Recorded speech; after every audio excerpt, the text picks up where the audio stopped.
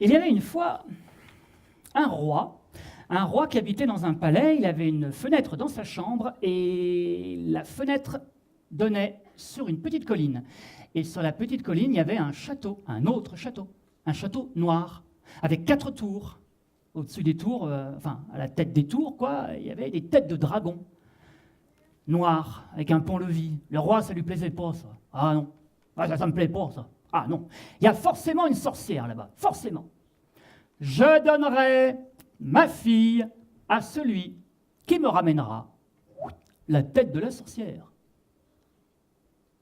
Le roi avait donné son ordre. Tous les princes des environs, de toutes les régions, sont arrivés. Les uns avec des catapultes pour lancer des pierres, les autres avec des arcs, des flèches empoisonnées, des flèches, tout au bout il y avait une flamme. Les hommes sont venus en armure, chevaux, épées, boucliers, étincelants. Eh bien, lorsqu'ils ont attaqué le château, si vous aviez pu voir à l'intérieur du château, il y avait quelqu'un qui montait, descendait des escaliers, montait, descendait des escaliers, montait, descendait des escaliers.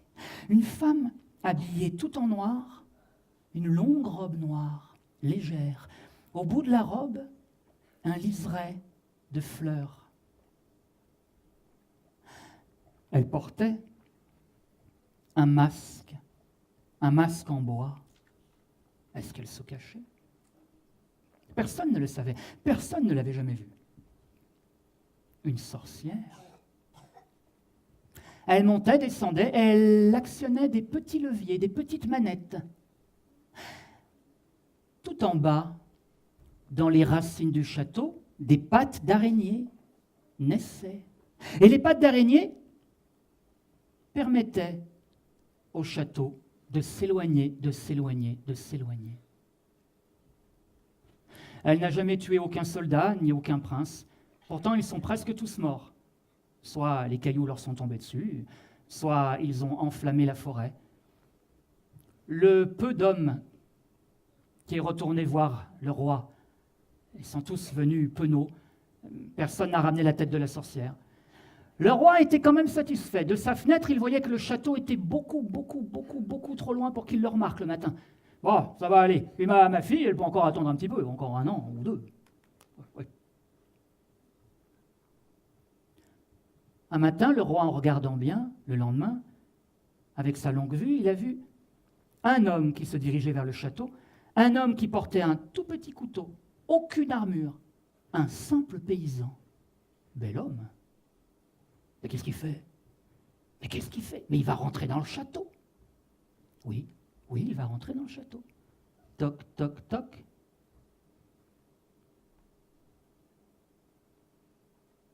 Qui est là? Eh bien, je suis un simple paysan et j'ai entendu dire du bien de vous. Mais j'aimerais vous connaître. Et on dit que chez soi, notre maison, comment elle est décorée, comment on l'arrange, c'est un peu nous-mêmes, en fait. Donc, je voulais voir votre maison, visiter, comme ça je vous connaîtrai un peu mieux, vous. Est-ce que c'est possible que je rentre chez vous? S'il vous plaît.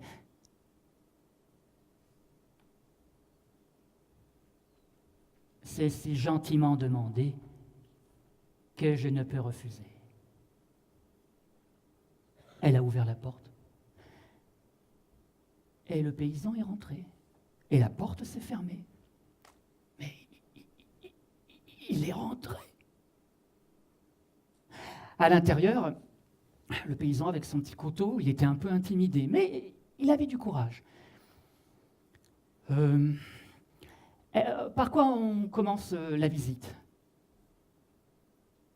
Nous allons aller au sous-sol, tout en bas. Alors ils ont descendu, marché et encore marché, pris des escaliers et encore des escaliers. Et ils sont arrivés à une grotte qui était grande comme celle-là, comme cette salle. Sombre, de légère lumière et un lac. Et sur le lac, des oiseaux blancs, des cygnes. mais des cygnes tellement grands qu'on pouvait monter dessus et se promener librement sur les cygnes. C'est ce qu'ils ont fait tous les deux, se promener librement sur le lac. Dites-moi, à quoi ça vous sert cet endroit? Eh bien, vous voyez, quand je me sens triste, quand on me juge, quand on me traite de sorcière, je descends tout au fond, tout au fond, tout au fond, tout au fond, tout en bas. Et là, en bas, il y a toujours un lac pour moi, un lac calme. Et j'y trouve la paix, le repos. Et quand je suis tranquille, je peux remonter à la surface pour me mesurer au monde, qui n'est pas toujours simple, vous savez. Ah. Ok. Et il y a d'autres étages? Bien entendu. Ils sont montés au milieu du château. Au milieu du château, il y avait une grande pièce, comme celle-ci. Les murs étaient couverts de livres. Des livres avec des images et des livres sans images. Sur le sol, des dessins, des peintures.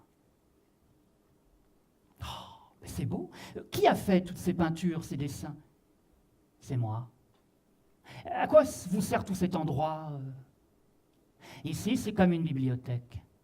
J'aime lire, j'aime m'évader. Vous savez, je ne sors jamais du château. Alors, un livre, c'est la liberté.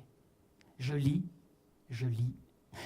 Quand les gens me jugent, quand les gens me critiquent, quand les gens m'insultent, vous savez, ça fait mal. Alors je viens là, et au lieu de me mettre en colère, car ça n'arrangera jamais rien, je viens ici et je peins, je dessine. Parfois sans pinceau, avec les mains. Et je dessine, je mets sur les feuilles toute ma colère. Et quand ma colère est sortie, je vais mieux. Je lis parfois quelques poèmes. Et ça me fait beaucoup de bien. Beaucoup. C'est beau. Et sur le toit, qu'est-ce qu'il y a sur le toit? Suivez-moi. Quand ils sont arrivés sur le toit, il y avait le ciel, bleu, immense. Et là, qui entourait les 4 dragons, de l'herbe, quelques arbres naissants et des fleurs de toutes les tailles, de toutes les couleurs, peut-être de toutes les régions. À quoi vous sert tout cet endroit? Quand les oiseaux voyagent, moi qui ne peux voyager, ils passent et ils laissent tomber des graines dans la terre. Les fleurs poussent, un peu de soleil, un peu d'eau. Ici, c'est la nature pour moi, moi qui ne peux sortir. Vous savez, on a besoin de la nature. La nature répare, la nature guérit. Parfois, je prends les arbres dans les bras. Parfois, je sens une fleur. Jamais je ne l'accueille. Je la sens. La nature est libre, elle n'appartient pas à l'homme. Donc, elle ne m'appartient pas. C'est moi qui appartiens à la nature. Quand je me sens blessé, je viens là, je me couche dans l'herbe. Je me couche sur la terre et je fais confiance à la mère terre. Voilà. Vous avez tout visité, vous connaissez tout de moi. Pourtant, il manque une chose. Votre masque, vous voulez bien l'enlever.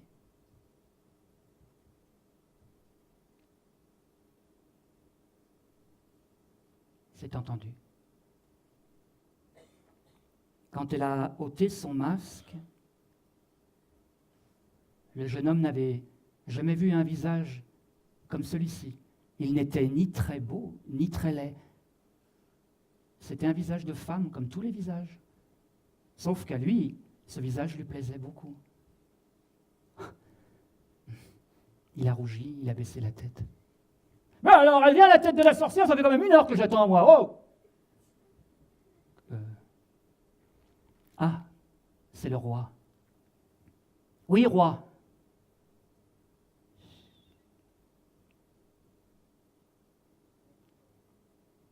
Vous voulez bien la tête de la sorcière, c'est ça? Bah oui, je ne vais pas le répéter quand même.